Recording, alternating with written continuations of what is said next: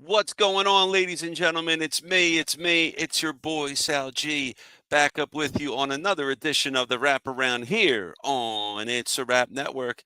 Please make sure you like, share, and subscribe so you can get all this hotness to your feeds no matter where and how you consume your social media content. It's a Rap Sports Network is there.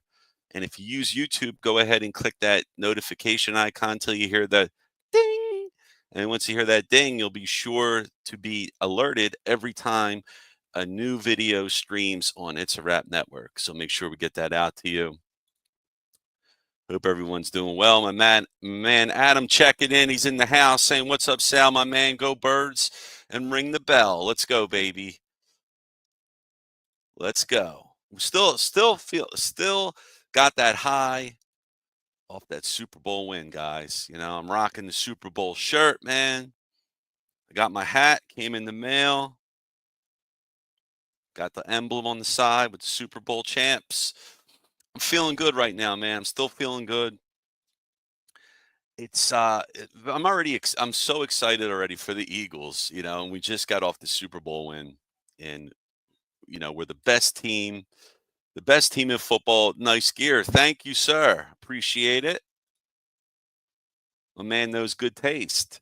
And we're coming off this win and just this dominating Super Bowl and this beatdown in the Kansas City Chiefs and destroying any chances they had of their chief Pete. And I'm already thinking about next year. I'm already thinking about I got the free agency and then the draft. I'm fired up, guys.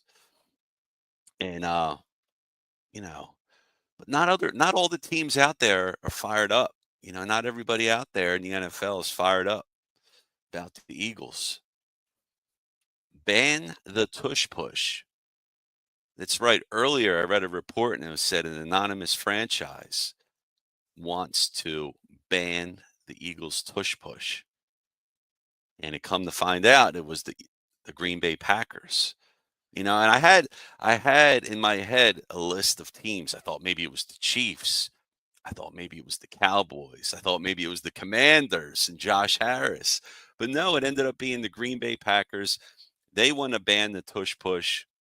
Why? Because it's a play that just works like 90% of the time for the Eagles. So why would you? Why would the Eagles not want to keep doing it, right? And other teams have done it. I've seen Josh Allen run it with the Buffalo Bills. I know other teams have run it too. If they have a big quarterback, they're going to try that play out, and it's a highly successful play. Should it be banned? It only should be banned if there's really a good possibility that somebody can be hurt from it. And I know it's dangerous, and I've heard Jason Kelsey say, on the bottom of a lot of those piles that it's not fun being the guy on the bottom when you got 6,000 pounds of meat falling down on you. And if that's the case, if it's determined that it's a safety issue, then they will ban it. But other than that, I don't see why they ban it. Now the Green Bay is going to have to say, well, it's unfair. How is Green Bay going to say, well, it's dangerous? Well, you're not running it. If another team wants to run it and wants to take on the risk, that's up to them. But if the league as a whole decides, I guess there's always a possibility they get rid of it. But you could still quarterback sneak it with Jalen Hurts, and I'm going to say more times than not, he's going to get in for a touchdown than not to get in. That's right, Big Al. An NFL team has submitted a rule proposal to ban the tush push quarterback sneak, and it was the Green Bay Packers. We're just talking about that right now. Go, Pack, go. Screw you, Packers. That's because you can't run it with Jordan Love. That's why you want to ban the tush push. That's why you want to do it. Because you can't beat the Philadelphia Eagles and you want to ban it. Try and ban it. Troy Vincent already said, right? He's the leader of the union. He said he doesn't feel it's an unfair play. I think he's on like the board and ethics committee or maybe safety issues for players. And they tried to ban it last year. Or there was talk that the league was looking into it as a whole. So I can't see why one team now is all of a sudden going to say, let's ban it. Unless, all the other teams want to do it because they're a little jealous. But I just find that funny. It's funny. Funny to me. Big Al laughing at it. That's right. The Green Bay Cheeseheads suck, Adam. They suck. Moldy ass, stinky cheese. Stinks. Screw you, Packers. How about that? Ban this. Try and ban it. We'll still win. We'll still beat you. Anyway. News, of course, we're only like weeks out of the Super Bowl, but there's always news that little pieces of news, little junkets of news that come out, and it just, surprising and all inspiring as I hear it. Eagles Nolan Smith, edge rusher Nolan Smith undergoes surgery after playing in the Super Bowl with a torn triceps. Yeah, he tore his triceps in the Super Bowl and still kept playing. Dude's straight baller, straight beast. Hats off to Nolan Smith, tough guy. Hats off to all the other guys. Cam Jurgens had back surgery, right? He was playing messed up. Landon Dickerson probably wasn't 100%. It's wild, guys. It's crazy to see. And shoot, what else was I looking up here? Oh. Another thing about the Super Bowl, Jalix Hunt, another edge rusher for the Eagles, came out and said Vic Fangio had a team meeting after the defense gave up 22 points in the Super Bowl. Vic thought it was sloppy. He didn't like the way he thought the Eagles took their foot off the gas. He wanted them to keep moving, keep plowing through them. And Vic Fangio called a press conference, a team meeting a day before the parade during their clean out day, their annual clean out day where they come into the locker rooms, everybody grabs their stuff, puts it in contractor sized trash bags and walks on out with it. Well, Hunt said Fangio called the defense in his office or in his meeting room, and he gave the team a bunch of crap for just giving up those 22 points. He wanted to bulldoze them. So I give a lot of credit to Vic Fangio, man. I mean, you don't see the guy smile too often, but his work ethic, man, is second to none. And what he just brings to this team, guys like would Nolan Smith play like that? Yeah, it's the Super Bowl, I know. But I got to say, man, I really think these guys love playing for Vic. What Vic brings to the table. I mean, Vic's a hard ass dude, man, a hard ass coach, and hard ass coaches don't really get by in today's NFL, in today's sports in general. You just can't have that type of coaching anymore. It's a different dynamic with the players nowadays. Different generations of guys. That stuff doesn't fly anymore for the most part. But what Vic Fangio is doing with this club, it's really something to behold. And I thought it was hilarious that Jalix Hunt said that Fangio wanted to have the team meeting after letting up the 22 points because he might have thought they were soft 22. Probably thought they could have shut the team out, perhaps. Well, all right, guys. Well, I admit this is the Eagles' new GM. That's a typo by your boy SalG here. It's hard to produce and run the show at the same time. We do it. It's a little amateur hour for me right now, but it's not Eagles' new GM. It's Eagles' new offensive coordinator, guys. Kevin Patullo. And he was the team passing coordinator under Kellen Moore. He worked with Nick Sirianni in Indianapolis with the Colts. And then it says Parks Frazier will now be the passing game coordinator. So he'll take over Patullo's old role as Patullo moves into the OC role. And I think that's a cool move. A lot of things have been we've talked about how will the Eagles hire from within, or would they Would they go external, go outside again and bring in another OC? There was talk about Frank Reich. I heard talk about Doug Peterson, and talk about a bunch of other guys. And Petula was definitely on the list too. I'm fine with the choice. They are hiring within. He worked under Kellen Moore. He goes back with Sirianni. And I just think, you know, he's just going to run the same type of, for the most part, the same plays, that the play set that Kellen Moore ran.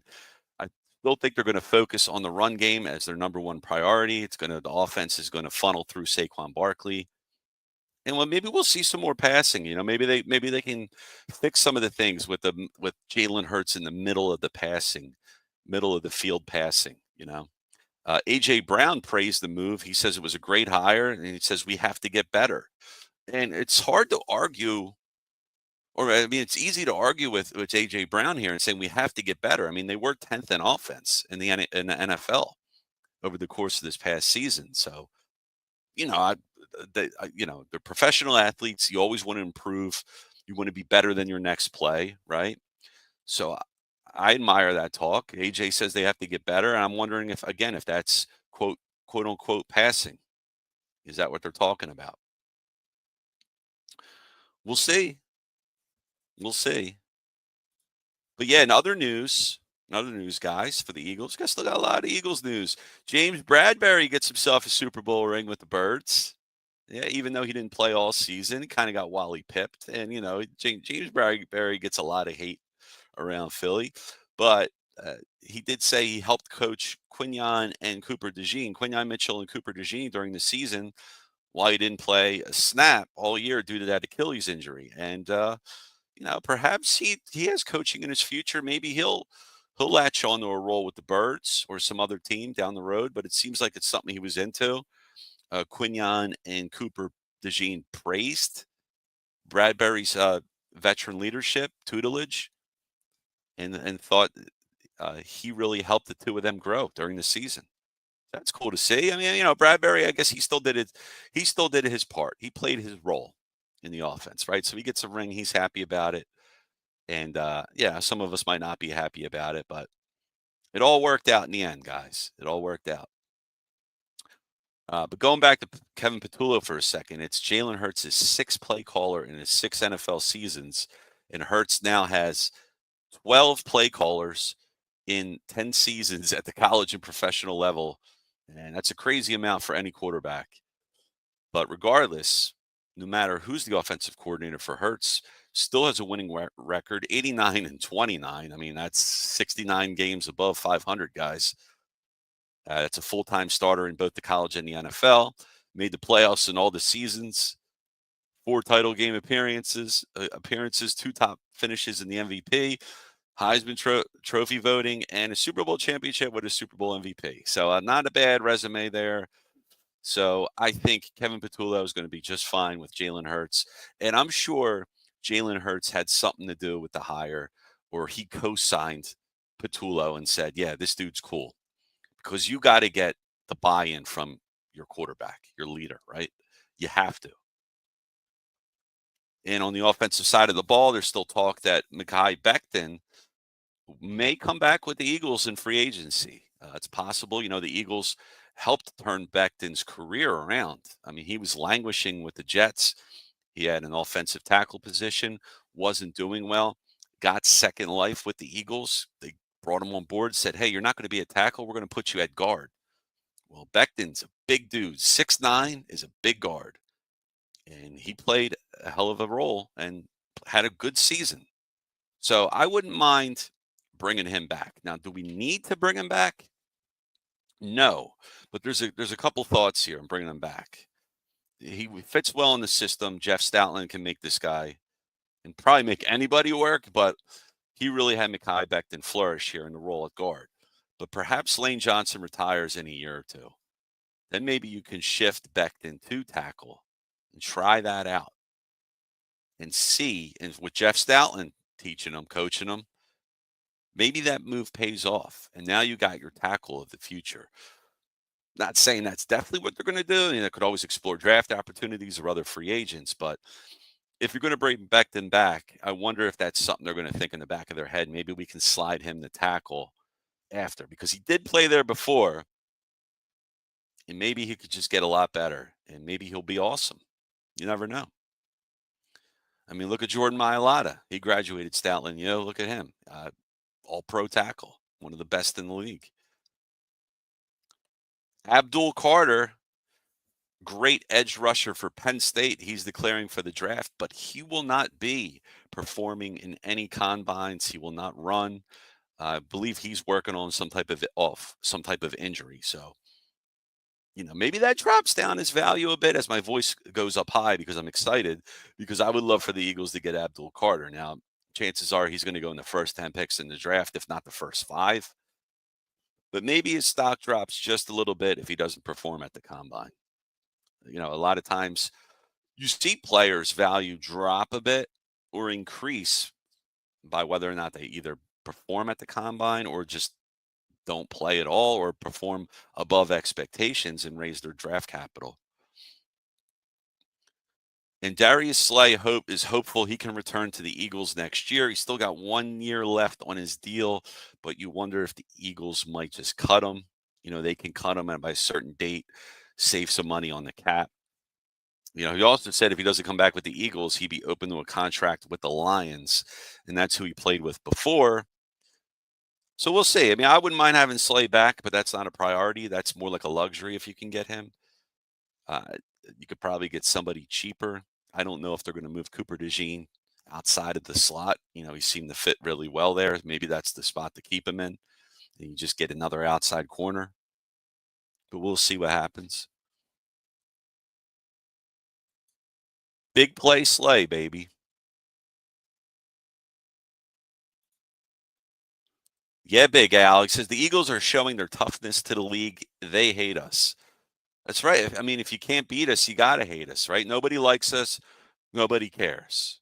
That's the way it works. And Adam's saying I saw Kenny Pickett may get shopped in the offseason. Yeah, I mean that's the move.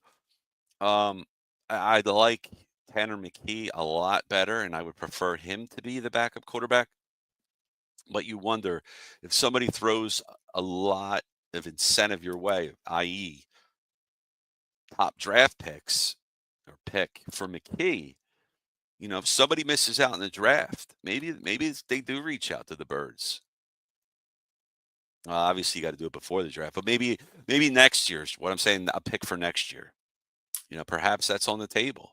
If Tanner McKee gets you a second round pick, would you do it? Whether it's this year's draft or next year's, I say yeah. Accrue assets, man. You're on top. Matty B breaking the stones says, "What's the new GM's name?" I know I messed it up. Not GM, offensive coordinator. Breaking news: Howie Roseman is out. No, he's not. Matty B was in the throes of ecstasy there with that call.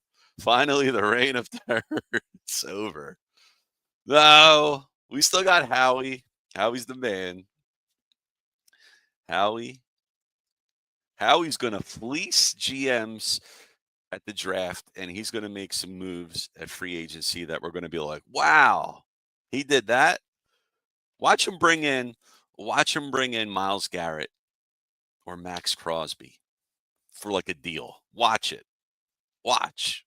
It could happen. Definitely could.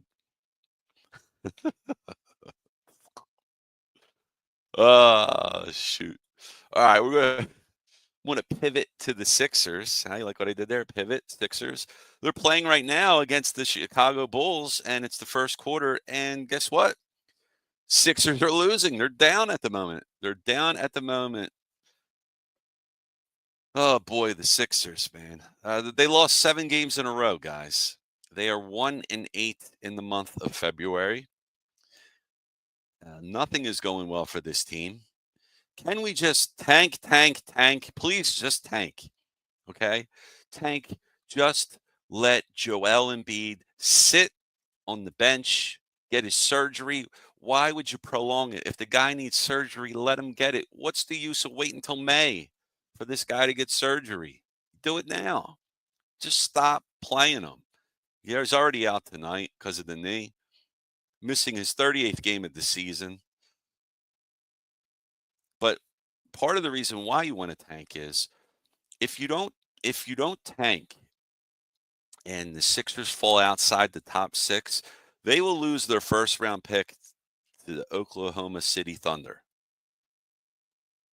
Now, you don't want to do that, guys. That's kind of stupid. You want to try and get Cooper Flag, right? Or one of the other best players in the draft here. I mean, now's your chance. Forget about building around Embiid. Those days are over. It's not going to happen, guys. I don't hate Embiid. I'm not going to say he's soft. Okay. The fault of signing Embiid squarely falls on the shoulders of Daryl Morey and the physicians that work for the team. You're telling me that the doctors looked this guy over in his knee and said, "Oh yeah, he's good. Just give him a shit ton of money. Give him the max contract, 3-year deal." Morey's like, "Okay." Heads are going to roll. Now, they're going to fire Nick Nurse because that's the easiest route to go. It's easier. The GM will be like, "Well, it's obviously an issue with the coach. Got to get rid of him." But you know what? As long as you got injured guys like Embiid and Paul George on this team, hurt guys, you need a nurse on the team. But right? Come on. I mean, you got to forget about Nick Nurse. Nick Nurse isn't the problem. It's Daryl Morey. Now, I don't even know if Josh Harris is paying attention because Josh Harris owns several franchises in the friggin' world. He owns the Commanders. Who else does he own? He owns the Sixers, the Commanders. He owns a baseball team, right? Doesn't he own Boston, the Red Sox? I don't know. He owns a baseball team too, and I think he owns a soccer club, and he owns a cricket team, and he owns a water polo team. I don't know. He owns everything. This guy. So I don't even know if Josh Harris is even paying attention, even cares about the Sixers. But Daryl Morey should not have given this contract to Joel Embiid with these crazy knee problems. I mean, what was the point? If you wanted to sign him to extension, okay. Should have been no reason why this guy was even playing at all this year. What's he even playing for? He should have got the surgery at the beginning of the year. It would have made the rehab much quicker, right? Now, when's he going to come back if he gets it done? It's going to be out a year, 10 months, 8 months. Probably not going to be ready for the start of the season. I don't know. It just seems ridiculous. And the knee injuries, there's no guarantee. They're already looking into alternative medicine options. You know what that means? That means the regular options they have to fix his knee don't work. So again, where are the doctors? What are the doctors saying? Why did the doctors okay a deal for all this money for Embiid and then Morey to sign him? I'd be clearing house, man. I'd sit out Embiid, sit out Paul George. Paul George is getting a shot in his hand every night because of his finger. They got to shoot him in the hand for it to numb up there or whatever. And he's trying to play, and he's not himself. And I don't know if he was hurt, if he's just washed because he's old or because he's hurt. I'm sure his knees aren't good either. But man, what a disappointment of a season. You know, the Sixers were in it to win it. They were supposed to be improved from last year. Paul George, the missing piece of the puzzle, finally going to put the Sixers over the edge. Win that first finals, win that first championship since what, 83? 85? When they last win? 83, right? I It's sad, guys. It's really sad to see this. But at this point, the writing is on the wall. Just sit down and beat. Sit down, George, and you tank. Tank naturally by not playing your best players anyway, and just try and get one of these best picks in the lottery. This is your chance. You already have multiple picks in the first round. You have multiple picks. Let's see. Let me check real quick here. I got this. They have multiple first round draft picks in 2026 and 2028, plus the possibility of a pick swap with the Clippers in 2029. You know, You got stuff here to build. Maybe 2028 is your year you contend. Got a healthy Jared McCain who's going to be in the league a few years then. Whatever picks you got in the 26 and 27 draft, whatever free agents you brought in then. It doesn't take much in basketball, right? Because your bench is your team is what, 12, 13? You get a great starting five, a couple solid bench guys. You can always make that trade deadline deals, but this is not the year. And Morey said, the confident that the Sixers can make a playoff run. You kidding me? Playoffs? You kidding me? Playoffs? You're going to make the playoffs? Beat everybody in the East? Play-in tournament? You ain't going to get to the play-in tournament. Play-in tournament. Stop. This is BS. Bologna sandwich on rye. Joel Embiid's not. They benched Joel Embiid the other game. He didn't play the fourth quarter in his last game because he's hurt or because they were giving him, you're not playing well, Joel. Sit the bench. Yeah, because his knee's messed up. Can't play. Paul George confirms he's gotten injections to play through pain while dealing with the finger injury. So he's trying. Why even play him? Just sit him. Sit everybody down. Play these young guys. Nick Gordon's out indefinitely with wrist issues. Let's see what Lonnie Walker can do. Former first-round pick. Was playing in Lithuania. Let's see what he does now. Sixers now down 7 in the first, or 5. Let's see what these other guys will do. Let's see what Quentin Grimes can do. Let's see it. Jared Butler, not Jimmy Butler. We got Jared Butler. That's all right. Let's see what can happen.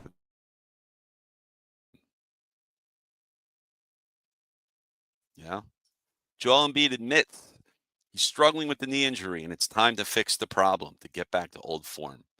And fix it already. Just sit the guy down. You know what? Well, you know what? The medical staff here in Philadelphia is a bunch of knuckleheads. Morons.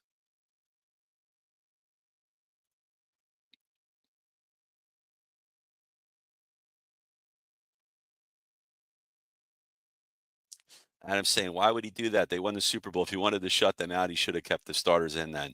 Yeah, maybe he was just, Adam, going back to Vic Fangio, maybe he was just trying to make a point to his guys, just trying to say never let up on the gas. But yeah, he did let the bench guy, the backups were playing. Um, and yeah, but I'm sure he was dressing everybody down. You can't just dress the backups down and not the starters too. So he was probably giving everybody there a little ear ringing. Oh my goodness. Adam's saying Sixers tickets down to $2 now. I'm taking the family, guys. Time to go to a Sixers game with the kids. And Adam's saying Paul George checked out. Checked out of the game, or you just think he just checked out of the season, or just because he's hurt, or you don't think he's hurt? I mean, I don't. Just sit him. Sit him. The Devils. Thanks, Adam. Oh, got the chills. Josh Harris owns the New Jersey Devils. I'm surprised he doesn't own a baseball team, but he'll probably buy one soon anyway. Oh my goodness. All right, that's enough. The Sixers are making me sick, man. I'm getting a headache. On that, they're only down 3. Maybe they'll make the comeback here. Stop that losing streak, guys. You only lost 7. Well, let's talk about a team who may actually make the playoffs, and I don't think we're really expecting them to, and I still don't think they're going to, but the Philadelphia Flyers, they've been back in action now since the Four Nations break, won 2 in a row, and they beat a hell of a good team. They beat the Edmonton Oilers at home 6-3. And tell you what, I mean, they won the Western Conference last year. I mean, they're not a joke. They are a really good team, Stanley Cup contenders. And we wiped the floor with them. We played really well. And you wonder, if it has to do with some of the moves that the Flyers made. In particular, the trades that the Flyers made. They're trading away Morgan Frost, trading away Joel Farabee, who to me were just dead weight anyway. They weren't doing anything for you. And they brought in Andrei Kuzmenko, and these moves were salary moves. Let's not get it twisted. I know the deal here. They were salary moves, but Kuzmenko is coming in, playing on the power play, playing well, got some great energy. He seems like a cool guy. He's got a good sense of humor. He's from Russia, doesn't speak the greatest of English, but he's trying. I mean, shoot, I couldn't imagine speaking multiple languages. I give these guys credit, man. Seriously. But Andrei Kuzmenko scored himself a goal, and he had a nice celebration. He was like, yeah, something like that. Broke his stick. He's getting hyped up. And he looked good. Now, the other guy we got, Peltier, he didn't do anything in the game. I didn't see much from him, but maybe there's something there. Sometimes just a change of scenery for these guys can work wonders. Andrei Kuzmenko is from Russia. He could be a mentor to the rookie Matvey Michkov, could help him show the ropes, show him what it's like to be in the NHL. Maybe give him some weightlifting, conditioning tips, tips to stay strong throughout an entire NHL season. We're probably going to flip him March 6th, but if we don't flip him, there's always a chance they sign him to a cheap deal just to keep him around, a buddy for Michkov, especially if he starts to play a little decent. And the guy did score 39 goals just a couple seasons ago. So it's not like he didn't have it in him. Now you wonder if injury or something else is the reason why he just hasn't lived up to that type of play. But maybe there's something there. And the Flyers will play again tomorrow at home against the Pittsburgh Penguins. Gotta love that. Against Icy and the Pittsburgh Penguins. We get to Sidney Crosby, Evgeny Malkin. See the gang come out to play. We can beat them again, like we did a couple weeks ago. We'll make it a 3-game streak. It's happened before. Flyers haven't won, 4 games in a row at all this year. It's crazy. I think you got to go back a while for that, too.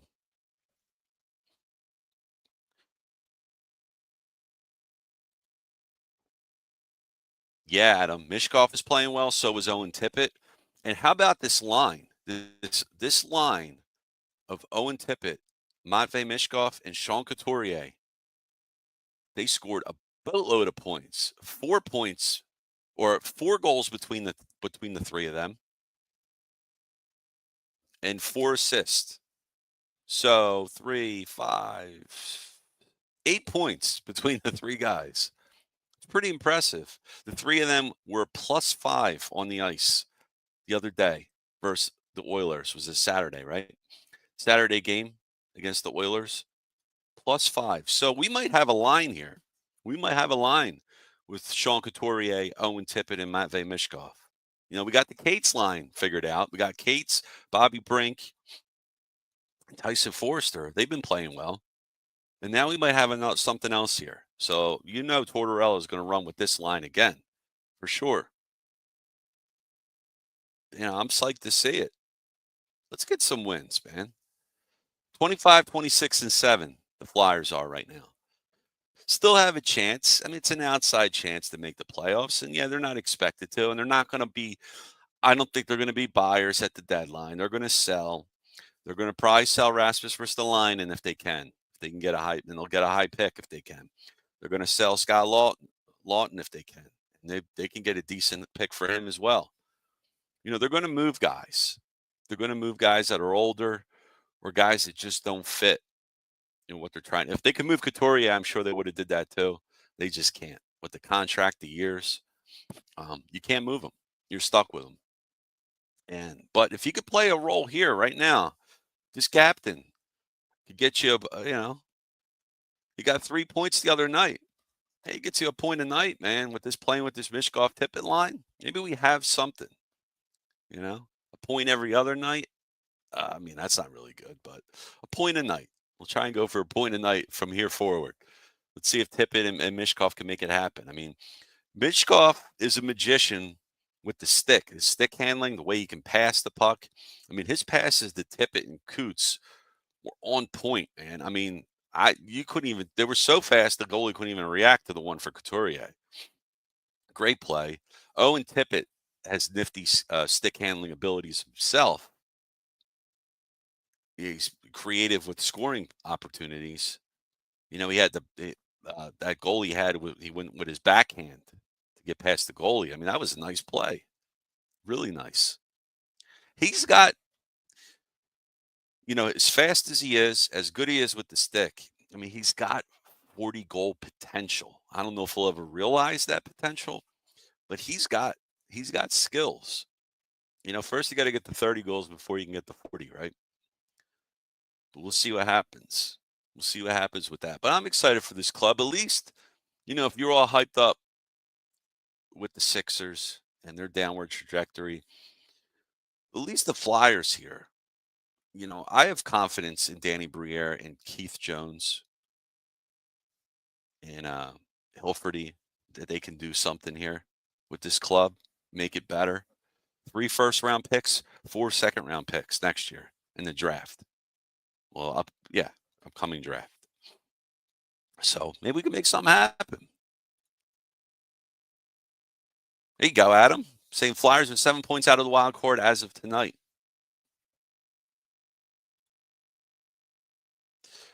And goaltending is going to be the reason they make the playoffs or not. Yeah, and whether or not Urson is a number one or not. And this is part of how you're unintentionally tanking. I mean, if you have bad goaltending, you're not going to win many games. So we'll see what Urson can do. He played. He was all right. No, he wasn't good. No, he wasn't. I'm sorry. He was not good. 18 shots allowed, three goals. So he had 15 saves on 18 shots. He was not good. .833 save percentage. So you got to do a little better than that. But, Urson is still your best goalie chance of winning right now. Is your best chance. So let's see what they can do. All right, guys, to wrap it up for the day, we're going to get into some Phillies talk. Phillies guys, Cole Hamels down in Clearwater, Florida, helping out some of the pitchers there, coaching and all. But right now, there are some injuries. There are some injuries to go over. So Johan Rojas, right now, he hasn't thrown due to a shoulder issue. He hasn't yet to do any throwing in Phillies camp after he banged his right shoulder on a headfirst slide playing in the Dominican Winter League. So, I mean, I'm not really worried. If Rojas can't play, he can't play. We got other guys that can fit in, whether it's Weston Wilson, Buddy Kennedy. We got some guys that can step up. Cody Clemens. So, Rojas DH'd is going to DH tomorrow. Your DH, Johan Rojas.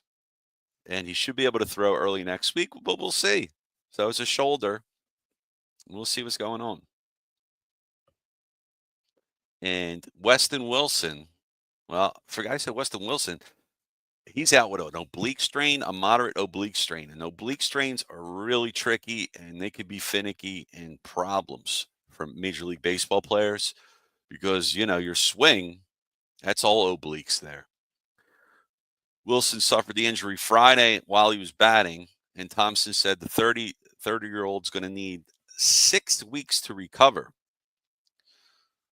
So 6 weeks now? That takes you to start of the season, pretty much. So Wilson might not have a spot to begin the year. He's probably going to stay at AAA then while he's rehabbing. You're going to have Buddy Kennedy. He's going to have a chance to break camp then with the Phils. So we have that. So we'll see. I'm just checking Jordan Romano here in his elbow. I want to see if there's any news here. All right. Well, the Phillies on the Phillies page right now, it says he has an elbow injury, but I'm assuming it's the elbow injury he had last season. But I don't have any other news on him right now. that he's even thrown yet. So I guess we'll see, guys, what's going on there. Weston Wilson. Yep, out 6 weeks. Ribs oblique. Yep. All right, guys, about to wrap this thing up here. Before I do, check out the whoop. Let me get rid of that comment. Shite. I lost it. I found it. All right, clear the ice, guys. Saturday. Oh, Saturday already happened. Tomorrow, we got my man Mike set to do the Penguins game. And then your boy SalG is going Thursday. Flyers versus the Penguins. So there you go. Make sure you tune into that. And our boy Matty B, the final word with Matty B, coming right up here, 8 p.m. Eastern time, Sunday through Thursday. Make sure you check that out. And of course, the wraparound every week with your boy SalG, Mondays at 7 p.m. Eastern on It's a Wrap Network. And every week we got the Birds Blast with Kyle Quinn. Matty B hosts that show. Make sure you tune into that for all your Eagles news. Adam's saying, great show, Sal. Adam, I appreciate it, brother. Thank you for listening. Thank everybody else for listening, too, that's tuning in. If you haven't already, throw up a like, share, and subscribe. Throw up a like for your boy. Throw up a like for It's a Wrap Network. Show some love. Really appreciate it. All right, guys. We'll talk to you next time. Take care, everyone. Peace.